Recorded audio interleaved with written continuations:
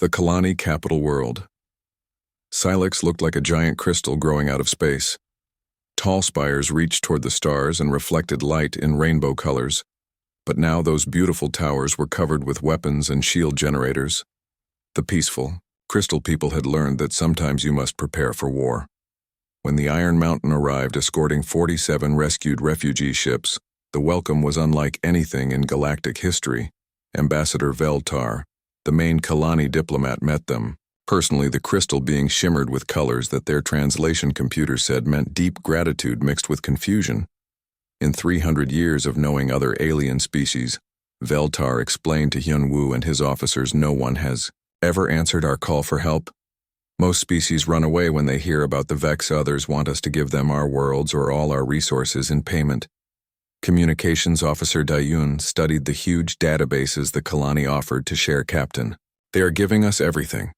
Star maps, technology, blueprints, energy formulas that could make Earth science jump forward by decades.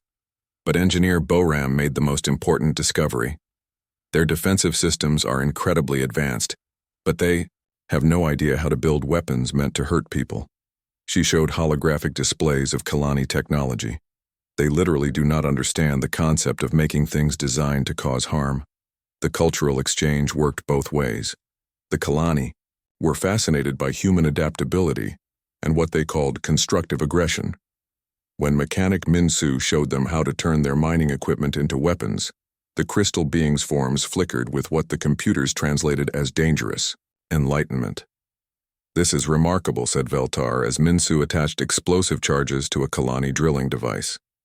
You humans think of warfare as a problem to solve, not as mindless violence. Medical officer Ye Jin worked with Kalani biotechnicians to understand Vex biology. What they discovered made everyone involved feel cold with fear. The swarm was not just destroying worlds, they were converting all living matter into more. Vex growing their fleet with every victory. They have been doing this for thousands of years, Yejin reported to the Joint Command meeting. We found genetic traces of hundreds of extinct species inside Vex DNA. Each conquest makes them stronger and gives them new abilities. Veltar colors shifted to what humans would recognize as horror. So many civilizations lost forever. Their knowledge, their art, their children all consumed to make more monsters, as if the universe was listening to their conversation.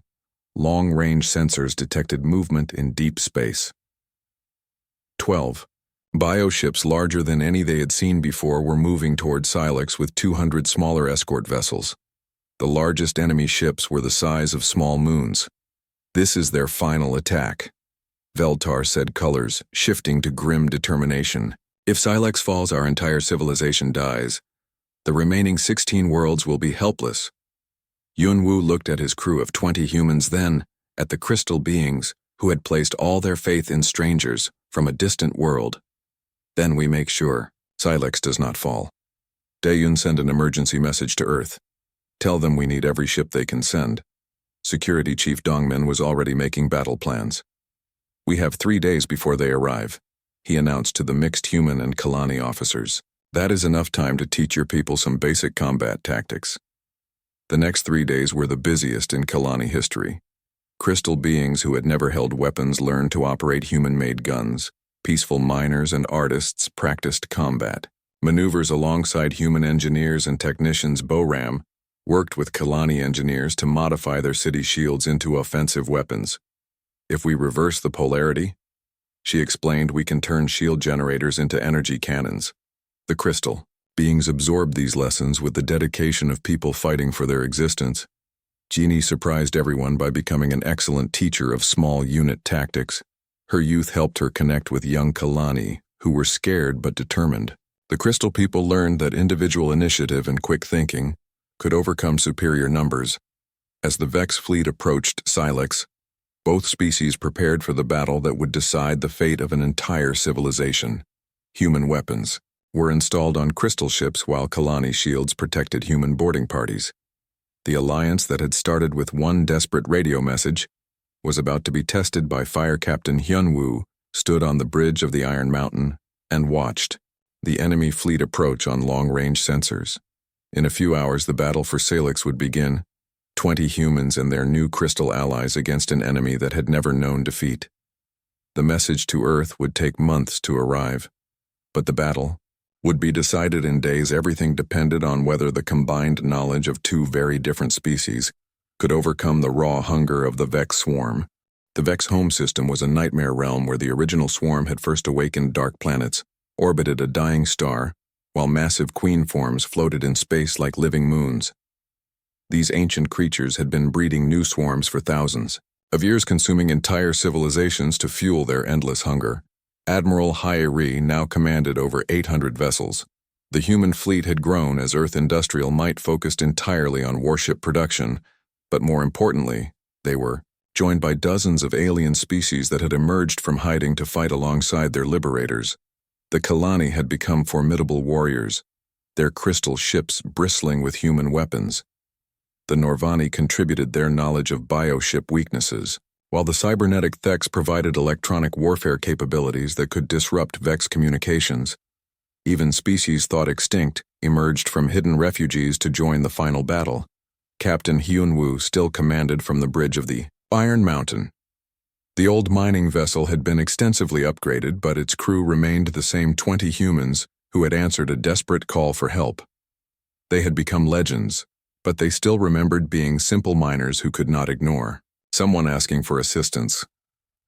All ships, this is Admiral HFY, came the final transmission. Today we end the Vex threat forever. Today we prove that civilized species do not have to live in fear. The battle lasted 18 hours. Queen forms that had lived for thousands of years fell to weapons they could not comprehend, fired by species they had never encountered. Human boarding teams fought through bioship corridors flowing with defensive acids, while Kalani support vessels provided shield coverage against creatures the size of buildings. The largest queen form was protected by hundreds of bioships and fought with the desperation of a species facing extinction. Its psychic screams echoed across space as human nuclear weapons tore through defenses that had never been breached. Colonel Do-hyun led the final assault team into the Queen Chamber, where the original Vex consciousness had been growing for millennia. The creature was beautiful and terrible, a fusion of organic and mechanical parts that pulsed with malevolent intelligence. "This ends now," the colonel said as his team planted the largest nuclear device ever built. The explosion that followed was visible from other star systems. When the last Vex bioship fell silent, the galaxy held its breath. Then celebrations erupted across hundreds of worlds as species long thought dead emerged from hidden refuges. Civilizations that had lived in terror for generations finally felt safe. The aftermath transformed galactic society. The Terran-Kalani alliance became the foundation for a new galactic government based on mutual defense rather than exploitation. Human military doctrine became required study at academies across known space, while Earth industrial techniques spread to dozens of worlds, but perhaps the most important change was philosophical.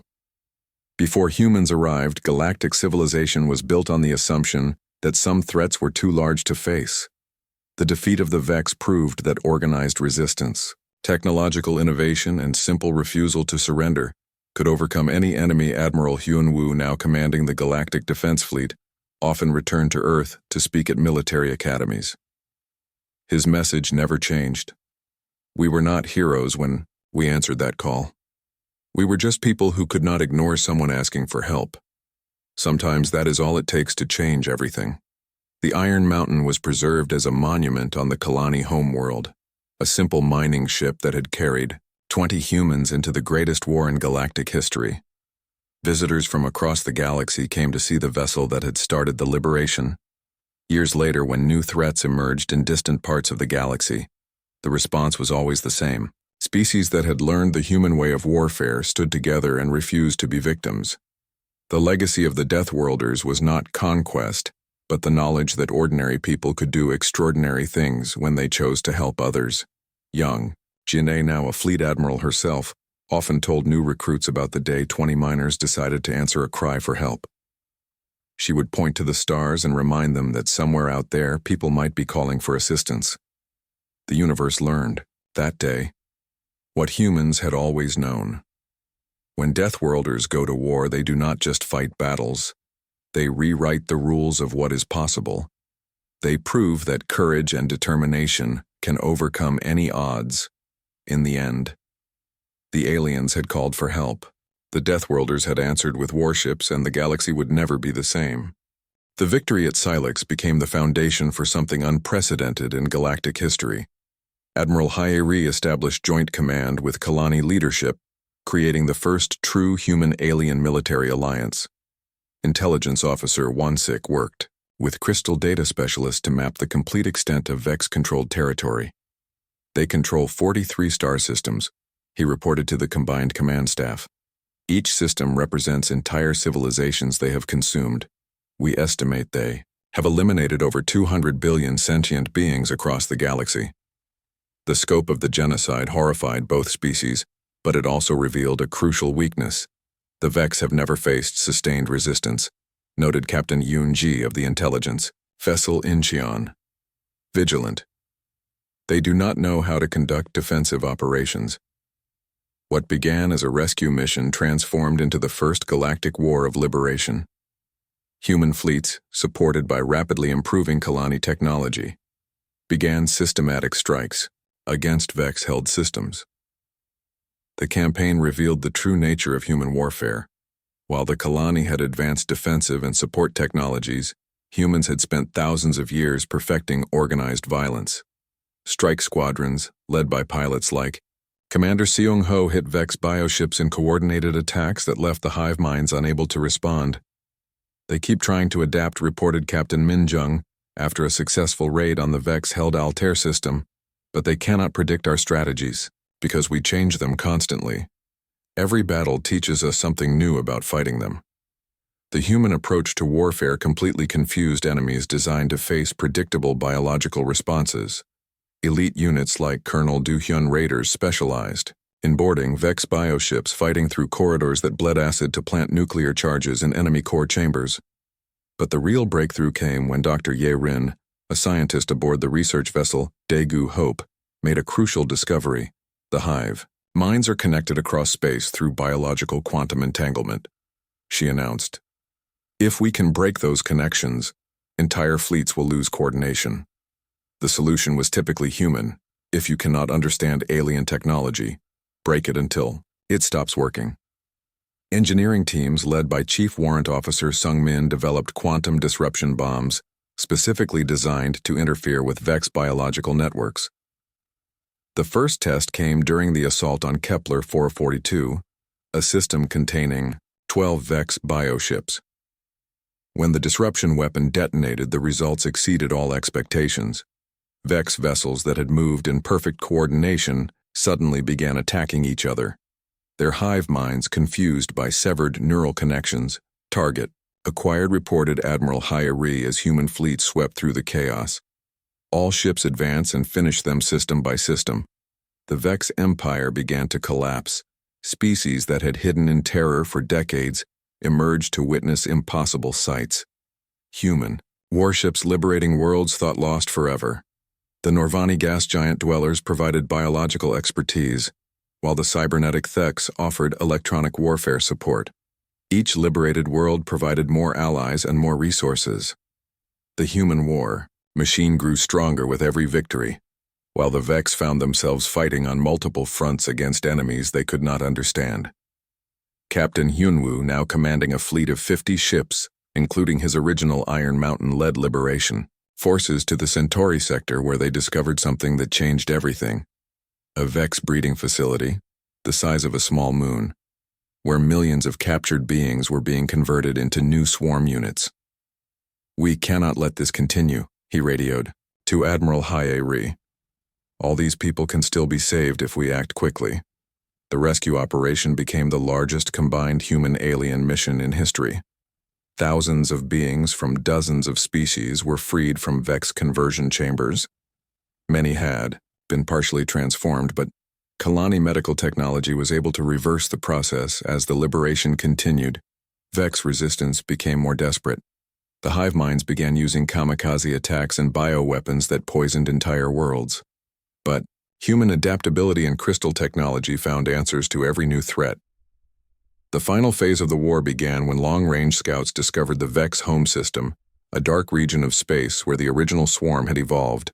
Massive queen forms, the size of moons defended bioships that had been growing for thousands of years. This is where it all started, Admiral Hayeri announced to her fleet commanders. And this is where we will end it forever. The desperate message from the Iron Mountain traveled through space for weeks using deep space relay stations. When it finally reached Earth, Admiral Hayeri was reading routine patrol reports at Solar Command.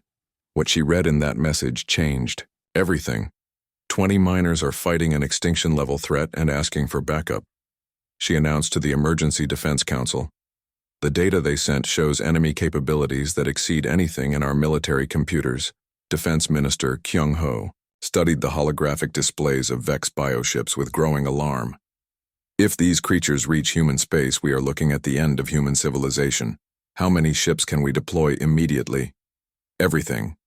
Admiral Hayeri replied without any hesitation. I am authorizing Operation Distant Thunder. Every available warship, every trained crew, every weapon system we have built.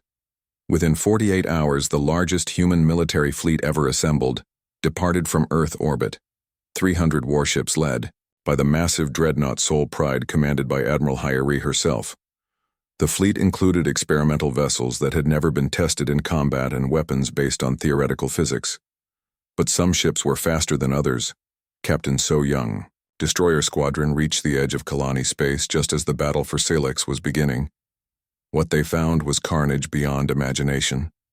The sky around the crystal world was full of explosions and burning ships. The Iron Mountain, supported by hastily modified Kalani vessels, was fighting desperately against impossible odds. Vex bioships surrounded the crystal world like predators closing in for the kill. Millions of pod creatures were swarming across the planet's surface while defensive systems failed one by one. This is Captain So Young of the Earth Destroyer. Busan Fire, came the radio transmission. We can see your situation. All Earth ships engage the enemy immediately. 5 human destroyers dove into a battle involving hundreds of alien vessels. Their advanced targeting computers and quantum torpedoes carved through Vex formations like swords through paper. But more importantly, their arrival gave hope to the desperate defenders. Down on the crystal planet's surface, the Kalani had learned hard lessons about warfare. Crystal beings who had never held weapons now fought alongside human marines who had arrived on the last transport ship. Sergeant Namgil led groups of Kalani civilians in surprise attacks that confused the hive-minded Vex. They do not understand individual thinking. He radioed to his squad. Keep changing tactics, and they cannot predict what we will do next. The real change came when Admiral Hayeri main fleet arrived. 300 human warships dropped out of hyperspace in perfect battle formation with their weapons already charging. The Soul Pride main cannon fired once, and a bioship the size of a city simply disappeared in a ball of plasma. What followed was not really a battle, but an execution. Human military doctrine refined through centuries of warfare met an enemy that had never faced organized resistance. Vex hive minds that were used to overwhelming primitive species found themselves outmaneuvered by opponents who treated war as both art and science. The human fleet moved in coordinated attack patterns that the Vex could not understand. Small fighter squadrons led by pilots like Commander Sung-ho struck at weak points in bioship armor, while heavy cruisers provided covering fire. The bugs tried to adapt, but human tactics changed faster than they could learn. Captain Min Jung commanded the assault cruiser Daejeon Thunder and led her squadron in a devastating attack on the largest Vex bioship they are trying to coordinate. A retreat, she reported, but we are not giving them time to think. Colonel Do-hyun led elite marine boarding parties that cut their way into Vex bioships. These specially trained soldiers fought through acid-bleeding corridors to plant nuclear charges in enemy control centers. The explosions that followed could be seen from orbit. The Kalani watched in amazement as their crystal world was saved by warriors from a distant planet. The human fleet had turned certain defeat into overwhelming victory. In less than 6 hours, when the last Vex ship was destroyed or fleeing, Admiral Hayeri opened communications with the crystal world. This is Admiral Hayeri of the Terran fleet. We received your call for help. Captain Hyun Woo's voice came through the radio, filled with relief and gratitude. Admiral, we are very glad to see you. But this is just the beginning. The Vex control. Dozens of star systems and billions more will die if we do not stop them, Admiral. Hyeri studied the tactical displays showing the scope of Vex territory. Then we continue the fight. Captain, your 20 miners just started the first Galactic Liberation War. The human fleet established orbital positions around Silex, while engineers began building supply bases and communication. Array's Earth industrial capacity would now focus entirely on producing warships and weapons. The galaxy was about to learn what happened when humans decided to go to war. Captain Hyunwoo was eating his dinner when the emergency alarm started screaming through his ship. The mining vessel Iron Mountain had been floating in space for 3 months now. His crew of 20 humans had been working hard to dig rare metals from the asteroid belt. They were far from home and even farther from any other people. The signal came through the emergency radio channels. It was weak and full of static, but everyone could hear the fear in the alien voice. The message kept repeating, over and over in broken words that their computers slowly translated. Please, someone help us. The Vex are eating our worlds. Our planets are burning. We will give you anything. Just please help us before we all die. Navigator. Sujin ran to her station and started tracking where the message came from. Her fingers moved fast over the controls as she tried to find the source. The signal was coming from the Andromeda cluster, which was 3 weeks away. Even if they used their fastest engines, the message also had pictures that made everyone stop working and stare. The screens showed huge bug-like ships destroying entire planets. These ships were bigger than cities, and they moved in groups like angry wasps. The aliens trying to escape looked scared and hopeless. Communications officer Da-un worked all night to make the signal clearer. When she finally made contact with the aliens, they told a terrible story. The Kalani Republic was a group of peaceful crystal beings who lived on 47 different worlds. They had never fought wars or hurt anyone for 200 years. Now something called the Vex swarm had come from dark, empty space. The Vex were like giant insects that ate everything living. They had already destroyed 31 worlds and millions of crystal people had died. The Kalani had asked every other alien group for help, but everyone either ran away or wanted too much money. We have searched the whole galaxy for warriors, the Kalani said through the radio, but everyone is too scared or too greedy. You humans are our last hope. Please, we are dying. Hyunwoo called all his crew to the eating area. These were not soldiers, but people who dug metals and fixed machines and traded goods. They had chosen the hard life of working in deep space because they were tough. But as they watched the pictures of crystal children being caught by monster bugs, something old and angry woke up inside their human hearts. The captain looked at his crew and spoke quietly. They want us to fight something that killed worlds full of people. We are just one small ship with basic weapons. This might be how we all die. Engineer Bo Ram stood up first. Her voice was steady when she spoke. My grandmother lived through the resource wars. She always told me that humans never leave people who ask for help. One by one, the others stood up. Even Jin A, who was only 20 and new to space work, nodded with determination. Pilot Jae-won spoke for everyone. Captain, these crystal people never hurt anyone. They just want to live if we do not help them. Who will? Medical officer Ye Jin checked her supplies. We have enough medicine and food for a long trip. And if we are going to fight bugs, I want to be ready. Security. Chief Dongmin was already planning. He pulled up star maps and weapon lists on his tablet. If we are doing this, we need to be smart. These Vex things sound dangerous, but bugs can be killed. Within 2 hours, the Iron Mountain changed direction toward Kalani space. The ship carried 20 humans toward a war that would change how the galaxy thought about Earth people forever. After aliens would remember this moment when humans first heard someone crying for help. The journey took 3 weeks. During that time, the crew prepared for battle. They turned mining tools into weapons and practiced fighting together. Da-un kept talking to the Kalani, learning more about the enemy. The crystal people sent them everything they knew about Vex attacks and weaknesses. Mechanic Minsu worked day and night modifying their plasma cutters.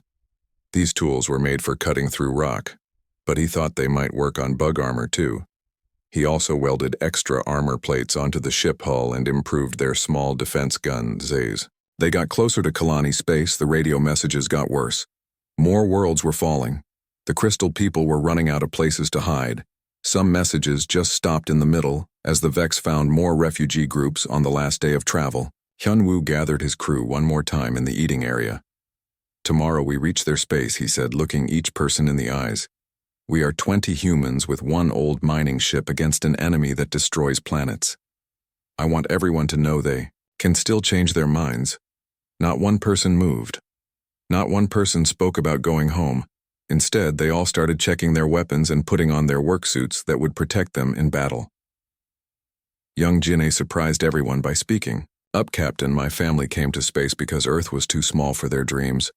She pointed at the screen showing burning Kalani worlds. "These crystal people have the same dreams. We cannot let the bugs take that away." The Iron Mountain flew toward its destiny, carrying the hopes of a dying civilization and the anger of 20 humans who refused to let innocents suffer. The galaxy was about to learn what happened when someone asked Deathworlders for help. When the Iron Mountain arrived at the edge of Kalani space, Hyunwoo and his crew saw hell itself. 3 massive bioships, each one bigger than Earth cities, floated around the crystal world called Thala Prime. These ships were not built, but grown, like giant insects with metal parts stuck inside them. Millions of small pod creatures fell from the bioships like deadly rain. They landed on the crystal world and started eating everything alive. The beautiful crystal cities that had taken centuries to grow were being destroyed in hours. All that remained was bare rock and the bones of dead civilizations. Medical officer Ye Jin watched through the telescopes as streams of damaged Kalani ships flew past them trying to escape. She felt sick when she realized what the Vex were really doing. "They are not just killing them," she whispered. "They are turning them into more bugs." Chief Security Officer Dongmin studied the enemy ships through their best cameras. The Vex were nightmare creatures that looked like insects mixed with machines. Each bug seemed connected to all the others through invisible signals that let them work together perfectly. When the Iron Mountain moved closer to help some escaping Kalani ships, the Vex noticed them immediately. Pilot Jaewon counted 36 enemy fighters coming toward them fast. These small fighters moved like angry wasps and had weapons that could melt metal.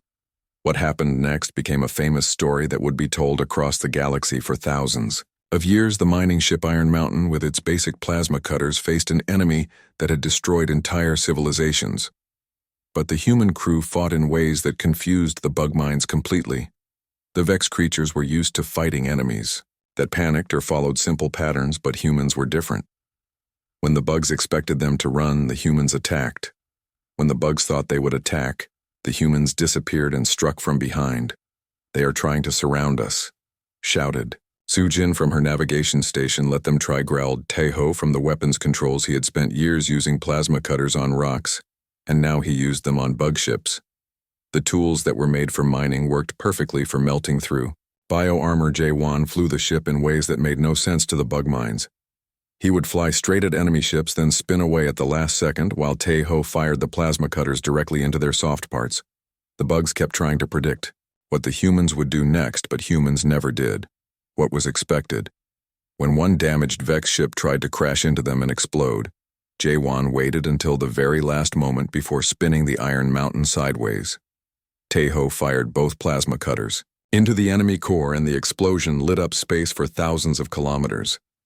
The surviving Kalani refugee ships watched in amazement as 20 humans in an old mining ship drove away a force that had been terrorizing star systems for months. When Hyunwoo opened radio contact with the Crystal People fleet, their response came immediately. "Are you the great warriors we called for?" asked the Kalani fleet commander. No replied. Hyunwoo simply, "We are miners, but we will fight." The crystal beings had never seen anything like human combat behavior. The bugs fought using instinct and overwhelming numbers, but humans used their brains and changed tactics constantly. This made the Vex hive mind confused because it could not understand individual thinking. Dayun recorded everything that happened during the battle. She knew this information would be important later. The bugs communicate through biological signals, she reported to the captain. If we can disrupt those signals, they will lose coordination. Boram was already thinking about bigger battles, Captain. If 20 humans can drive off these bugs, imagine what 100 could do. Or 1,000. The rescued Kalani ships formed up behind the Iron Mountain as they flew toward the Crystal People home worlds. The aliens had never seen their enemies retreat before, and hope started growing in their crystalline hearts. That night, as the mixed fleet traveled through space, the humans and Crystal People talked through their radios. The Kalani shared star maps and scientific knowledge, while the humans shared something the aliens had never experienced before: the knowledge of how to fight back. Young Ginny asked the question everyone was thinking. Captain, what do we do now? We saved some refugees, but there are still millions dying on other worlds. Yunwu looked at his crew. These 20 people had answered a cry for help and discovered they could face the galaxy's deadliest enemy. We go to their home world, he said. We teach them how to fight, and we send a message to Earth telling them we need backup. The Iron Mountain continued toward Kalani space, carrying the first spark of hope the Crystal People had felt in months. Behind them, the Vex bioships regrouped and sent signals to their masters. 20 humans had just declared war on an empire that spanned dozens of star systems.